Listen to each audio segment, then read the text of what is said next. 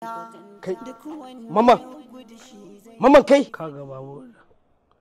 Na riga na faɗa ma a cikin ƙa'idar rayuwata ba na son takura. Wai kai mai isa har yanzu ba za ka gane cewa ni ba mutum bane mai son damuwa. Da Allah be careful, ba na son irin wannan faɗa ma. To ba ni ne marenin wayan naka da ka saba rena ni ba. Mahaifinka ne gashi nan ya dawo. Ina kwana lafiya lau. Tashi.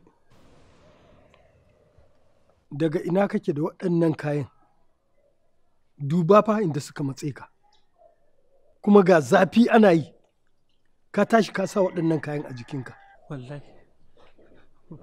Sanyi nake ji. Sanyi a wannan zafin? Tun jiya malaria ta kama ni. Shine yanzu ma na dawo nake so in shiga in je in kwanta. Kai bacci? To sallah fa? Zuwa an jima idan na tashi sai in haɗa in yi gaba ɗaya. Ka je duk abin da za ka yi kai, amma ka tabbatar ya sake ka kafin a kira sallah. Je ka.